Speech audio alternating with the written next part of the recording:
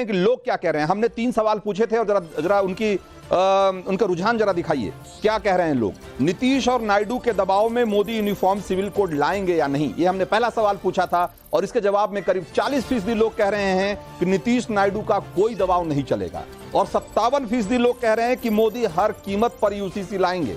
लोगों का विश्वास देखिए। और सिर्फ 3% लोग कह रहे हैं कि मोदी को पीछे हटना पड़ सकता है। तो ये है लोगों की राय। सवाल नंबर 2 भी दिखाइए, क्या मोदी सरकार 5 साल पूरा करेगी?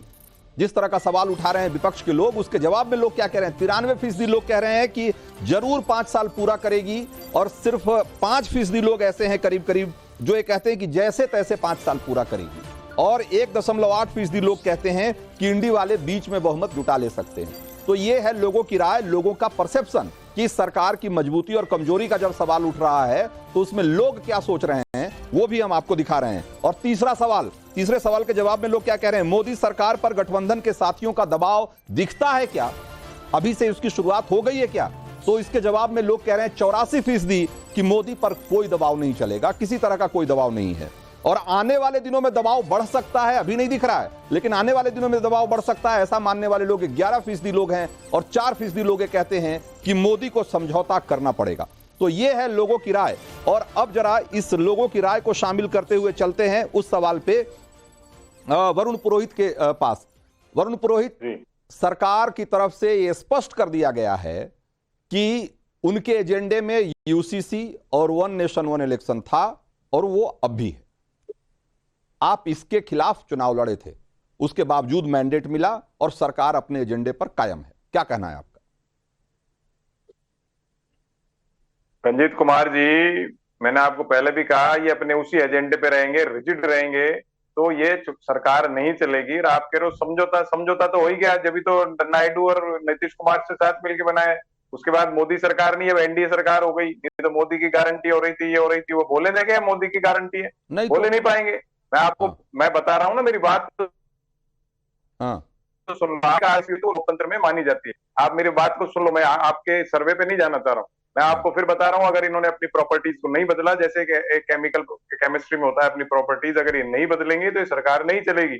और अपने एजेंडा क्या करेंगे, पूंजीवाद को बढ़ाएंगे, निजीकरण को करेंगे, आप सड़कों पर आएंगे लोग, आप कैसे कर लोगे? और अलाइज तो भागेंगे, जो अभी इनकी बीजेपी की प्रवक्ता सम्माननीय कह रही थी, आदरणीय है, तो 1990 से हमारे अलाइज है। भाई आप जो अलाइज तो उसको 1990 में पहुंचा दिया आपने, अकाली दल को, शिवसेना को, पता नहीं क्या कर दिया उन सबका जो आपके साथ थे शुरू से। दूसरा जो डर है इनको, अरे भाई मैं आपके बीच में नहीं बोला ना, ये डर है आपको, ऐसे नहीं चलेगी सरकार आपकी, इस एटीट्यूड के कारण आपकी सरकार नहीं चलेगी। ये जो आपकी एटीट्यूड है इससे सरकार नहीं चलेगी रंजीत कुमार जी।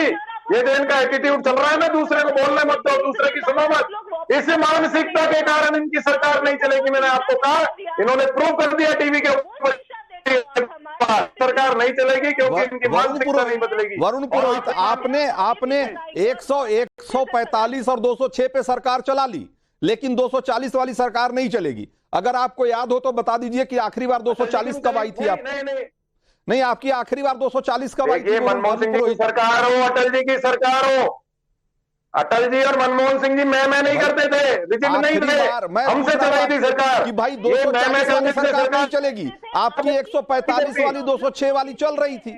अब आपको ये भी नहीं, अब आपको अगर याद हो तो बता दीजिए कि 200 की आखिरी बार 240 कब लेकर आए थे आप? अरे भाई मनमोहन सिंह जी की फर्स्ट सेकंड टर्म में ज्यादा सीटें आई थी, मैं आपको बता रहा हूँ, क्योंकि राहुल गांधी का पदार्पण हुआ। कितनी? वही तो मैं पूछ रहा हूँ, कितनी? ये जनरल नॉलेज टेस्ट करने के लिए बैठाया आपने। नहीं, जनरल नॉलेज टेस्ट करने को बैठाया कि 220 आई थी कि 230 आई थी, ये आपको बताने के लिए आप 201 एजेंडा चला दी। 206 सीटें कि मोदी जी का गारंटी फेल हो गया ना, मोदी जी का ग्लैमर फेल हो गया, इसलिए आप ऐसा क्रिएशन करे जा रहे हो। मोदी जी नहीं आ रहे हैं, मोदी जी स्ट्रॉन्ग है। अरे मोदी जी तो हार गए, मैं तो आंकड़ा बता रहा हूं, मेरी गारंटी, मैं तो आंकड़ा बता रहा हूं कि भाई पहली बार में 145 और दूसरी बार में 206, फिर भी आपकी 5 साल चल गई और खूब चल गई, है ना। लेकिन यहाँ कह रहे हैं कि 240 वाले की नहीं, 240 वाले की। तो एक साल में 232 में, सुनिए, 232 सीटें आपको आई 1991 में।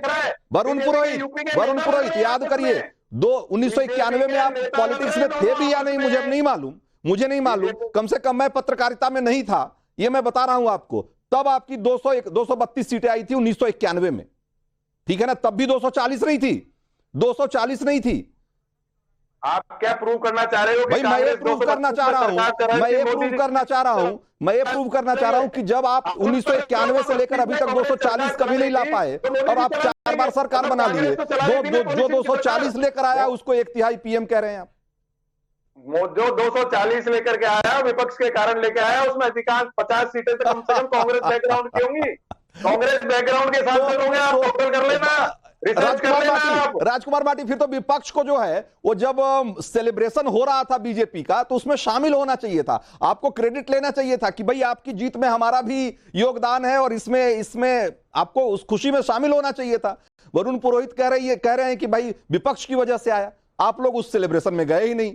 ममता दीदी तो जो है वो लाइट ऑफ करके बैठ गई गुस्से में। गजब है भाई। वरुण पुरोहित बहुत विद्वान और अनुभवी व्यक्ति हैं, मैं इसलिए उनकी बात को तो खंडन नहीं करूंगा, लेकिन मैं ये जरूर जोड़ना चाहता हूं कि हमारी जो सीट आई है इंडिया गठबंधन की, उसमें आपका योगदान जरूर है। रणजीत कुमार का, टाइम्स नाउ का उसमें भारी योगदान है। आप जो इस तरह के एक तरफा रिपोर्ट दिखाते हैं नहीं और एक तरफ ऑडियंस पोल दिखाते हैं, इससे भारतीय जनता पार्टी को और सरकार को अपनी कमियों का पता नहीं चलता। नहीं, मैं कह रहा हूं आप उन्हें भ्रम में बनाए रखते हैं, उन्हें लगता है हमारी तो जय जय हो रही है सारे में। इसी तरह आप पूरे चुनाव दिखाते रहे, उनकी 400 के आसपास सीटें दिखाते रहे और उनकी जमीन खिसक चुकी थी। अगर आप इन्हें आईना दिखाते तो हो सकता है ये थोड़े और चौकस हो जाते और हमारी कम सीट हो जाती। लेकिन जो सबसे बड़ी जो खुशी है हमें, वो इस बात की है कि अब हमें रात को 8 बजे टीवी देखते हुए डरने की जरूरत नहीं है। अब 8 बजे आके मोदी जी अचानक कोई ऐसी घोषणा नहीं कर पाएंगे कि आज से नोट बंद किए जा रहे हैं, या आज कृषि बिल लाया गया, या आज जो है लॉकडाउन कर दिया गया। अब मोदी जी उस तरह के तानाशाही पूर्ण निर्णय नहीं ला पाएंगे। इस चुनाव का सबसे बड़ा फायदा यह हुआ है। ठीक है नीति जैन, आपको कम से कम अपने सेलिब्रेशन में बुलाना चाहिए था भाई। विपक्ष के, आपकी जीत में विपक्ष का भी बड़ा योगदान रहा। उनके पास इतने अच्छे अच्छे कैंडिडेट थे, जानबूझ के उन्होंने नहीं दिया मोदी जी के खिलाफ, आपके बाकी नेताओं और मंत्रियों के खिलाफ कि भाई इनको जीत जाने दो, हमारे पास अच्छे कैंडिडेट हैं, बाद में देखेंगे, फिलहाल इनको जिताना जरूरी है। रणजीत जी देखिए, मुझे ऐसा लगता है कि हम लोग जीते हैं अपने काम के बलबूते पे जीते हैं। हम लोगों का 10 साल का रिपोर्ट कार्ड लेकर हम लोग बाहर गए थे, लेकिन आज मुझे इस चीज की बड़ी अचंभा हो रहा है कि आज ये मीडिया के बड़े तारीफ कर रहे हैं, क्योंकि कांग्रेस पार्टी ने तो कम से कम अपनी कैंपेन की शुरुआत ही बॉयकॉट से की थी। मीडिया के कितने जर्नलिस्ट थे जिनको बॉयकॉट कर दिया गया था। क्या अब हम मीडिया से बात नहीं करेंगे? आज ये बोल रहे हैं कि भाई आप ही हम लोगों को गलत आईना दिखा रहे हैं और आप हमको सच्चाई नहीं दिखा रहे हैं। तो वो एक चीज है, लेकिन इन लोगों को किसी ने मना नहीं किया था कि अपने कैंडिडेट्स आप आगे रखिए। वो आज बोल रहे हैं कि प्रियंका वाड्रा अगर बनारस से लड़ती तो भैया किसने मना किया था? किसने रोका था उनको लड़ने के लिए? उतारना चाहिए था ना, इतना